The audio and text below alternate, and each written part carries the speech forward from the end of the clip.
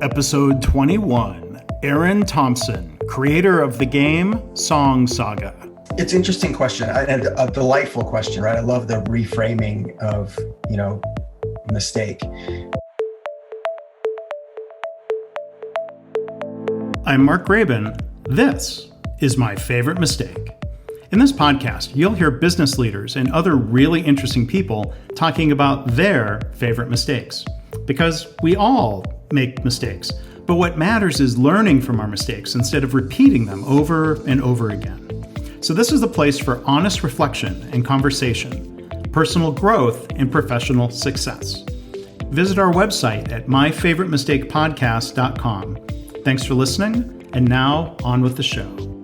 We're joined today, coming to us from Australia, is Eran Thomson. He's our first guest connecting with us from Australia, and we'll hear a little bit of Eran's story and background. But he is the founder of a number of companies. One of those is a product, Song Saga, a game that we're going to talk about here today. He's a writer, he's a podcaster, he's a marketer, he's a speaker, and better yet, the bio, I love this, Eran, it says you are a wordsmith, an idea machine, and a joy pusher. So that paints quite a picture. Thank you for being here today.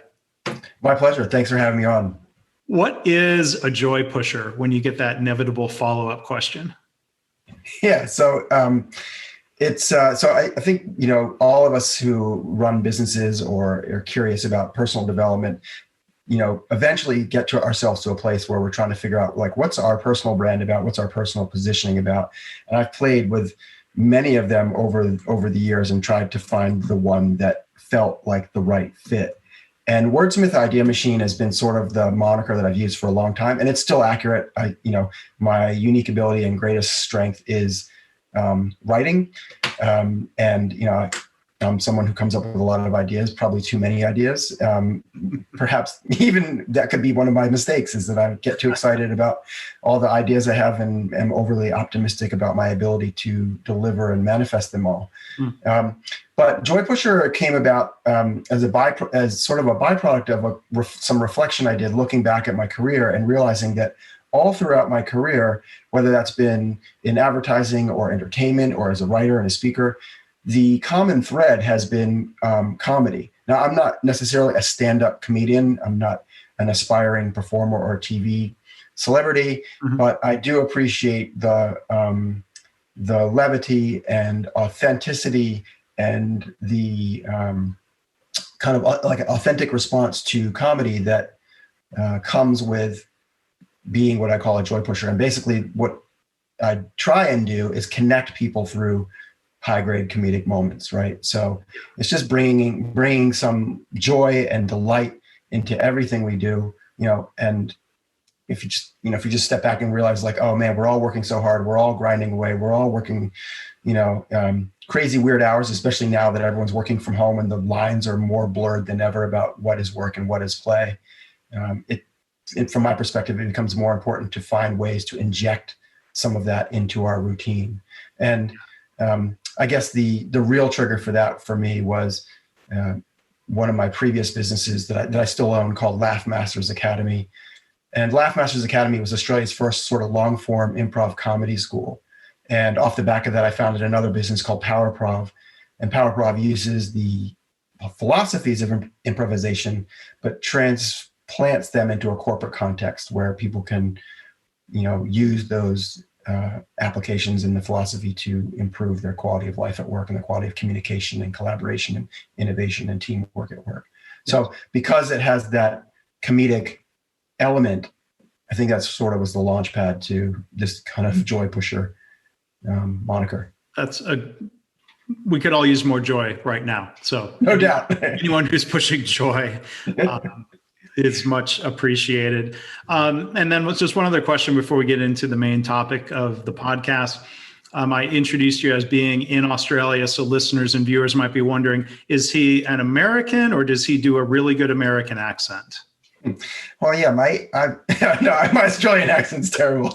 Good eye, mate. No, it's horrible. I read somewhere that the accent you have when you reach puberty is the accent you keep for the rest of your life. And so that's my excuse. I've been based in Australia for just over 15 years now, and I've never been able to shake my American accent. And my American accent was already confusing to people because I moved around a lot as a kid. So I lived in the West Coast, I lived in the East Coast, I lived down South.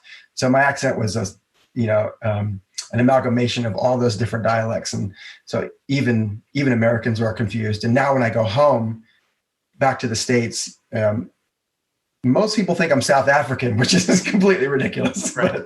But also hilarious. Yeah. So yeah, to answer your question, I am an American living in Australia, and I've been here for a while. Yeah. Okay. All right. So the main topic at hand here, Eran, what do you consider to be your favorite mistake? Well, it's an interesting question and a delightful question, right? I love the reframing of, mistake.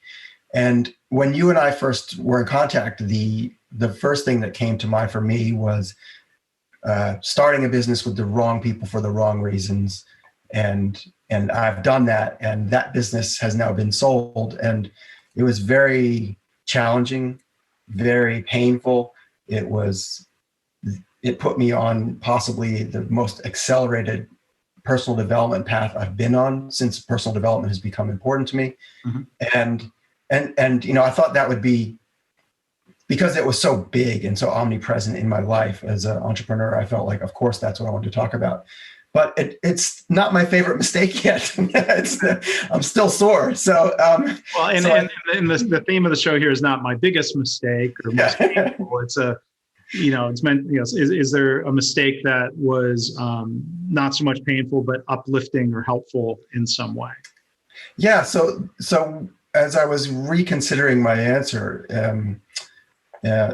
I came up with something that I think is more metaphorical than literal in terms of how it relates to a business experience. And the story is that for a long time, the dishwasher in our kitchen was driving us crazy. The door was sticky. It kept rubbing up against the cabinetry, and we couldn't figure out what was going on. Everything seemed okay. Turned out there was a slow leak in the hose back behind the cabinet that we didn't catch until it had been leaking for so long that the wooden floors swole up, put the cabinets out of whack, and that was causing the problem. And so I decided that I was going to try and fix this myself. And that was my biggest mistake, because as simple as it seems, I'm mechanically minded, and my father's a builder, and I was like, of course I can do this. And, these days you can hop on YouTube and pretty much figure out how to learn how to do everything yourself if you really, really want to, or you're determined. And I thought was going to be a really simple, easy fix to fix what turned out to be the door springs of the dishwasher, became this whole imbroglio that just spiraled downward and ended up with me like having to dismantle the counter and having to rip the door off and having to drag the thing out, but I couldn't drag it out because the floor was swollen. So then I had to lift the countertop, and, and one thing led to another. And I was getting more and more frustrated because I had allocated myself, 10, 15 minutes to do what I thought was an easy fix. 2 hours later, I've got tools all over the place. I've got parts all over the place. I've cut my hand. I've scraped my back on the cabinet behind me. Like, it's just going from bad to worse. Yeah. And I'm losing my cool, and I'm frustrated. And so at some point I gave up. I was like, okay, I probably can keep going. I probably can fix it, but I'm past the point where I'm able to think about this problem rationally. And really, I shouldn't be doing this. There's other things that demand my attention that are more important. And so but then I had to put it all back together, and and it was still broken. More broken than it was? Yeah, it was worse. So I was like, oh no. So then, my wife comes on the scene, and she's like, shaking her head, and she was sort of like, why do you think you have to do this? Everything, why did you do that? And I was like, well, I guess I just sort of felt like I need to be able to fix stuff. I need to be able to fix everything myself. And she's like, I don't know if you think like fixing a dishwasher makes you a man, but I think you'd be more of a success if you just called someone who was a professional and got it fixed. So that's what I did. But layered into that experience, I think there are a whole bunch of interesting learnings and takeaways. Yeah. So, you talk about metaphors there.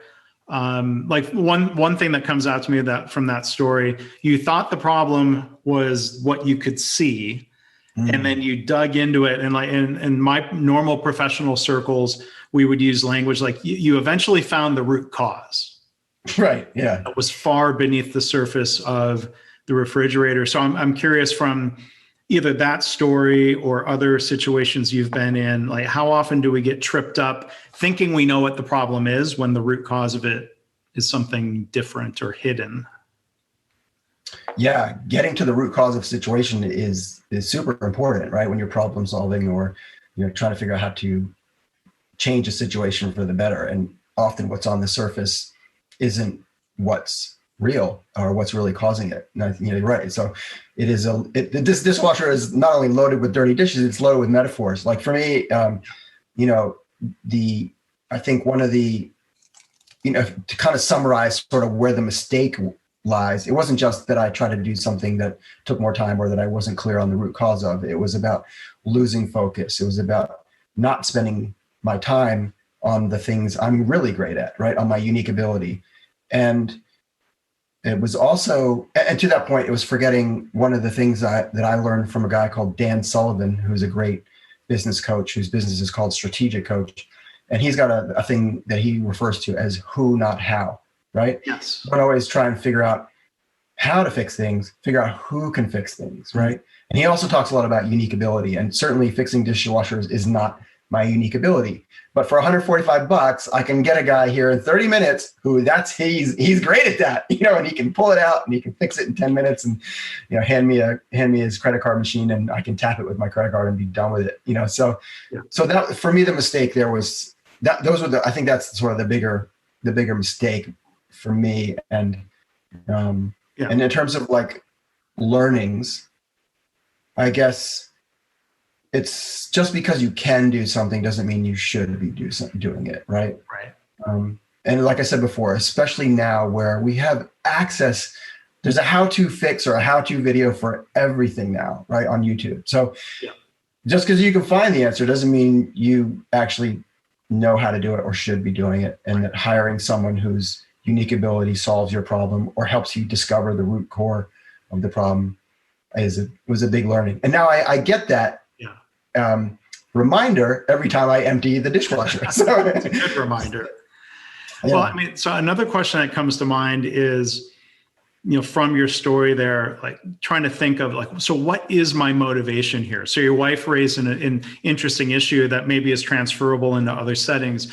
Is my motivation to accomplish this task, or is there some deeper point I'm trying to prove about I should be able to do this, or prove a point of it's wrong to give up? So that's the other element of your story.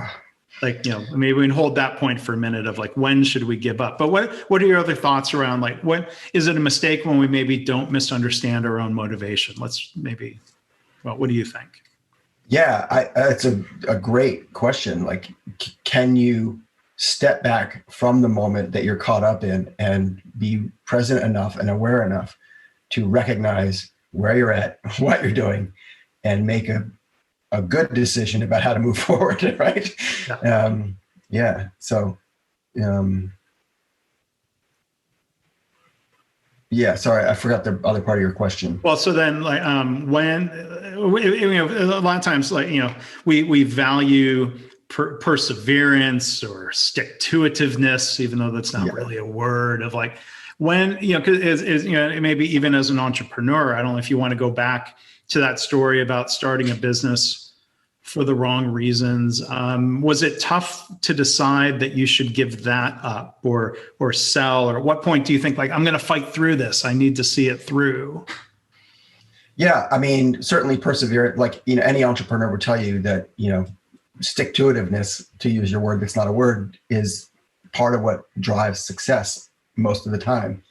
And for me, I think it was caught up in a bunch of probably negative belief systems around what it means to be a man and what, like is it an insult to my personal integrity that I have to pay some guy money to come to my house and fix a thing that YouTube is clearly showing me as easily fixable, right?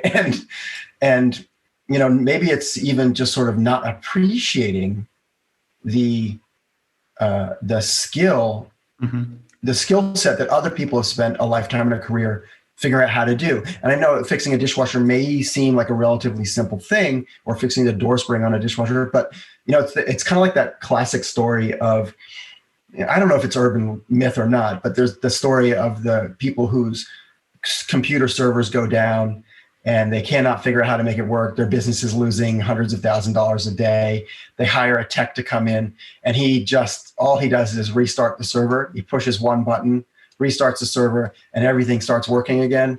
And then he sends them a bill for $100,000. And they're like, well, but all you did was push a button. And he goes, yeah, but it was the years of experience that led to me being able to understand that was how to solve your problem. Yeah. Right. Yeah. I think that may be urban legend, because I started my career in manufacturing 25 years ago, and there was a manufacturing version of that story about some machine that had been broken down and had been down for days and nobody could fix it. And they brought in this old retired expert who came in and stood and looked at the machine and listened to it for a minute. And he went and drew an X with a piece of chalk on some part of the machine and gave him a bill for $10,000. The inflation now in the tech world, it would make it $100,000 of VC money maybe. But a similar punchline of like, well, why would you charge me $10,000 for drawing an X? He's like, well, I'm charging you for knowing where to draw the X. Right. That's right. Maybe there's a kernel of truth in that story at some point. But yeah, I mean, it's a good point of valuing other people's skills and knowledge that we thankfully don't have to develop on our own. Yeah, I think that perspective I think we're getting that, we get that message from probably all sorts of different places, right? And, the idea that, you're a solo founder and you're going to go out and you're going to make this great thing, but it's cliche, but everybody who's done anything great didn't do it alone, even if they're the front man for the thing they did, or the front woman for the thing they did. And so I think being able to let go of an attachment to your own need or desire or belief that you should be able to do everything, and really valuing the contribution that other people can bring is so important. And I've seen it over and over in other people's business, not just my own. And I think, again, like I said, that dishwasher was a metaphor for that for me, and being able to unload the dishwasher every morning now is a reminder of like, okay, how am I going to spend my time today? How much of it can I spend on the things I'm great at, and how much of it can I get other people? How much of the things on my list of things that need to happen can I get other people to do because they're great at those things on the list? Yeah, that is a really good applicable point. So I want to talk about Song Saga, and we're going to talk about the game, but maybe building on this point we've been talking about. So when I want to hear the origin story. You have this idea for a game. What do you do yourself versus what do you hire other people to do as you create this and bring it to market? Great question. Okay. So, the origin story of Song Saga is, basically it's a bit of background for your listeners. Song Saga is a tabletop card-based party game for adults that gets people sharing the stories and soundtrack of their lives. It's sort of like Cards Against Humanity meets Desert Island's This, the famous BBC radio program, if anyone's familiar with that. And the origin story sort of goes back to sort of pre-corona, but certainly affected by coronavirus, when people were spending more time at home. And my wife and I were sort of having dance parties for two, in her lounge room.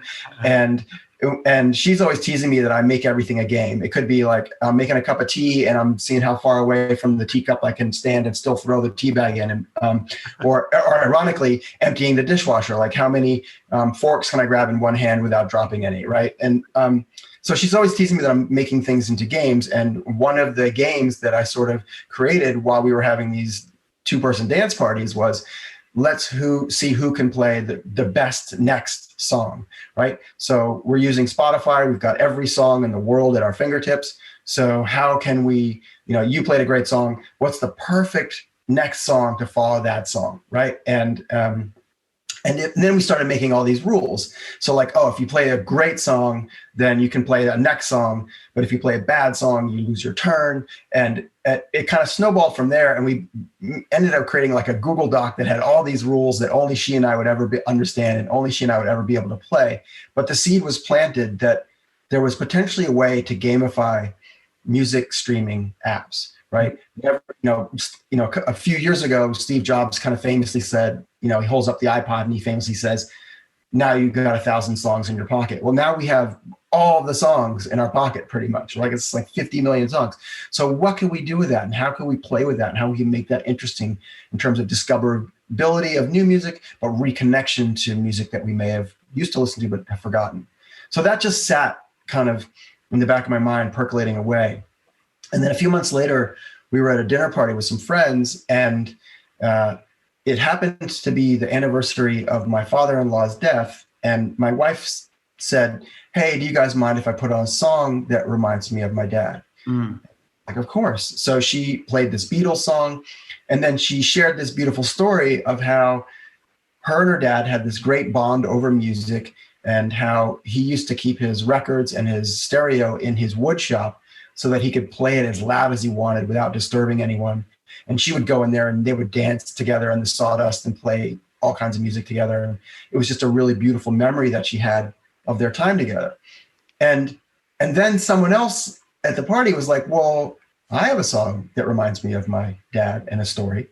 And then everyone at this kind of small party went around sharing a song, a story that reminded them of their dad. And some were deep and meaningful, like the one I just shared. Others were silly and ridiculous, like a kid's playtime song that the person telling the story talked about how they didn't know their dad left when they were a teenager, but they have fond memories of bath time. And so this silly bath time song reminds them of their dad and then special moments and memories that they cherished with him.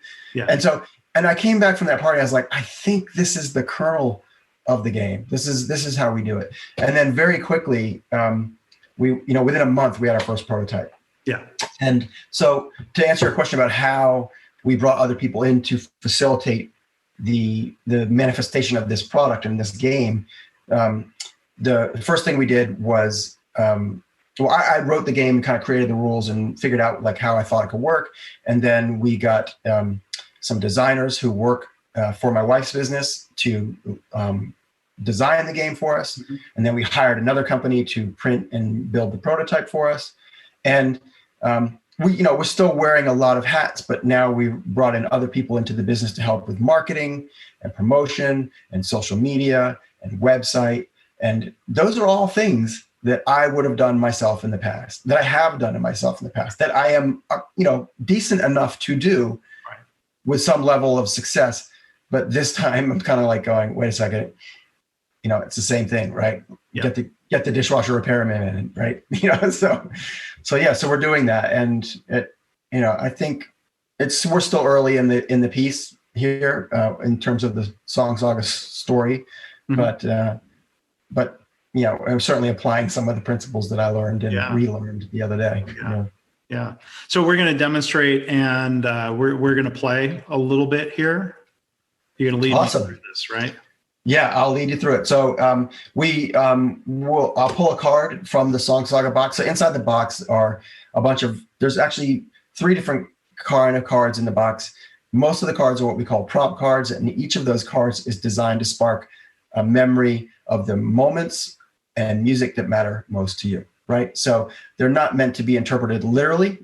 You can interpret literally, that's fine, but it's really just designed to spark a moment of a memory and ideally music. And one of my favorite things about this game and watching people play it in our early playtest groups was sometimes people would get handed a prompt card that had something on it and they would look at it and they'd be like, I can't think of anything here. I got nothing. Like, it's not working for me. But it sort of makes me think of this song, right?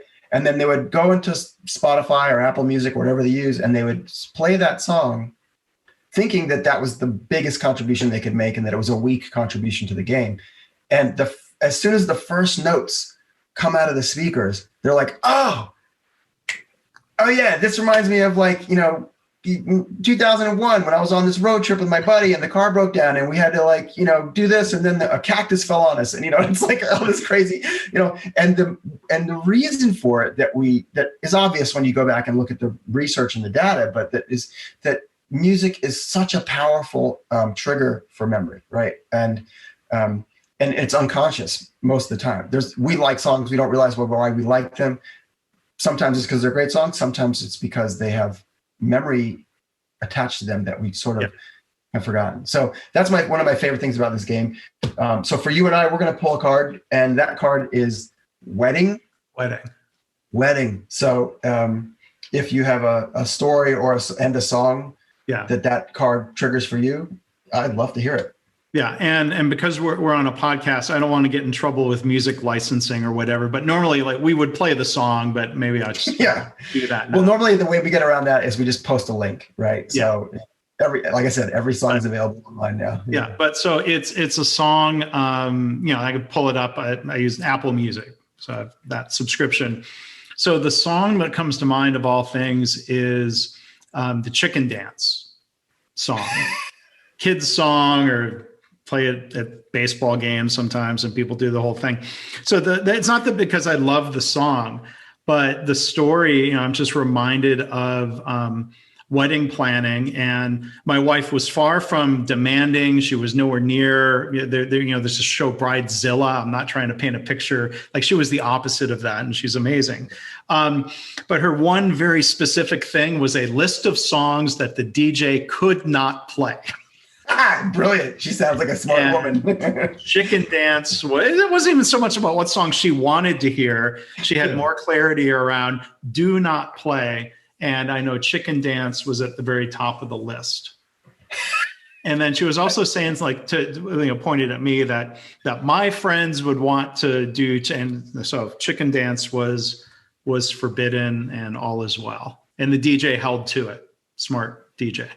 Mark, on a scale of 1 to 10, how disappointed were you to see that song at the top of her list? Not at all. So, right. Okay. Personally, no, not. I wasn't advocating for Chicken Dance. She thought my friends would maybe request it, and that's hilarious. Not allowed. So anyway, so that's my story. What about you, Eran? Wedding. So I mean, for me, this is a pretty easy one. I mentioned earlier that my dad is a builder, but he's also a musician, and so there's a couple of great moments that I'm thinking of. I guess the story I'll tell is actually going to be about our engagement. Okay. And so I planned.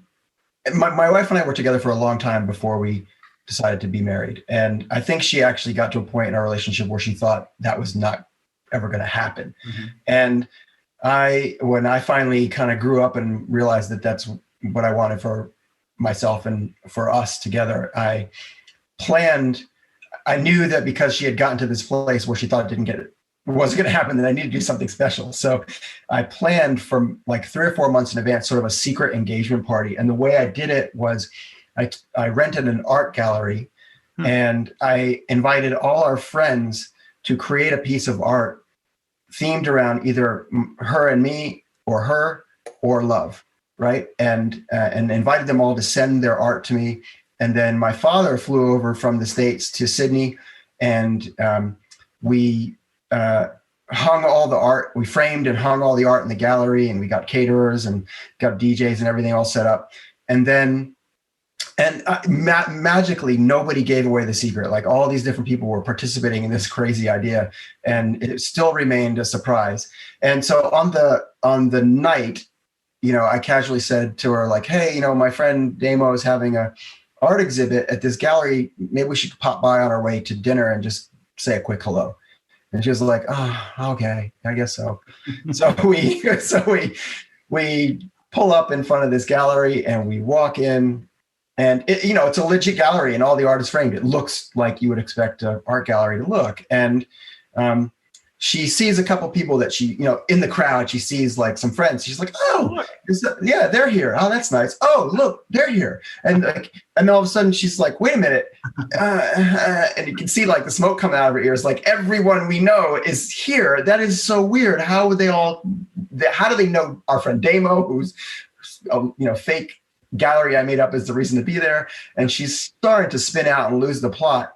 And as we walk deeper into the gallery, she comes around the corner and my dad is there playing guitar, and she loses her mind because like he's supposed to be in the US. What's he doing here? And the song, which eventually became the song that we also listened to on our wedding, or played while she was coming down the aisle on our wedding day, was Lovely Day by Bill Withers, a classic tune. So so that's my story. My song is Bill Withers' Lovely Day, and the story is surprise engagement. She said yes, so that was good.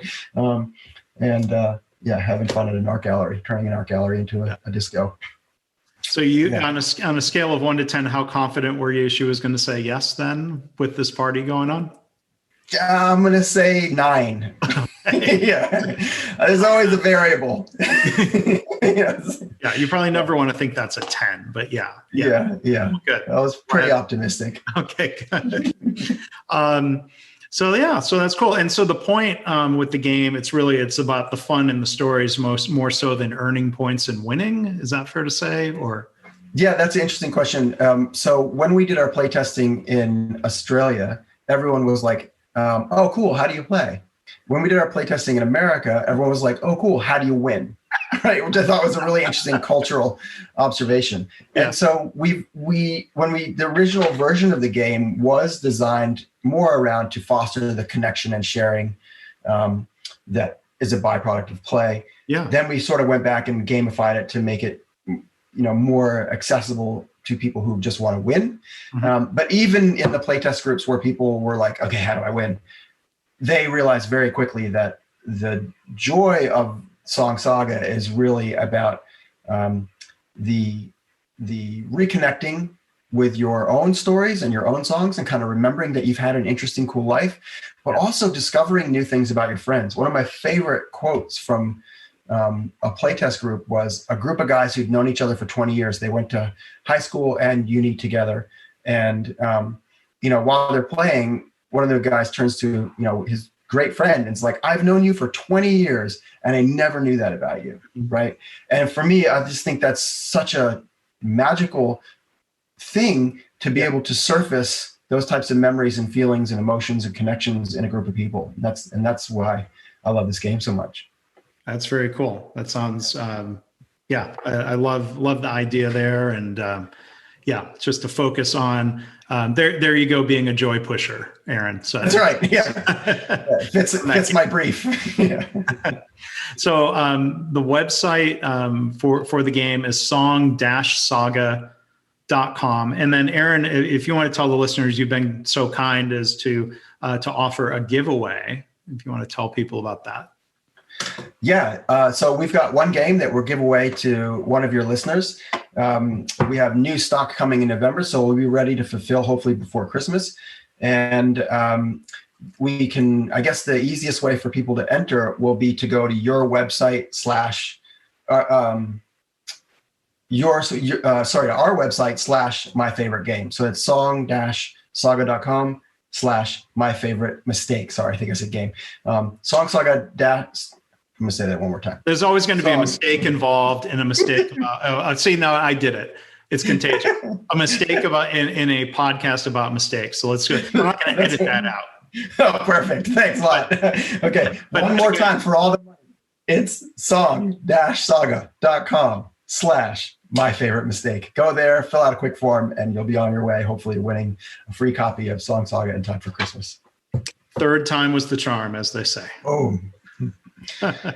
But hey, first attempt at the podcast here was a great one. So I appreciate you being a guest, Eran, and for the joy in the discussion. So thank you for that. Really good to meet you, and thanks for being a guest here today. Thanks, Mark. Yeah, I really enjoyed chatting with you and appreciate the opportunity. Thanks again. Thanks for listening. I hope this podcast inspires you to pause and think about your own favorite mistake and how learning from mistakes shapes you personally and professionally. If you're a leader, what can you do to create a culture where it's safe for colleagues to talk openly about mistakes in the spirit of learning? Please subscribe, rate, and review the podcast. Our website is myfavoritemistakepodcast.com. See you next time.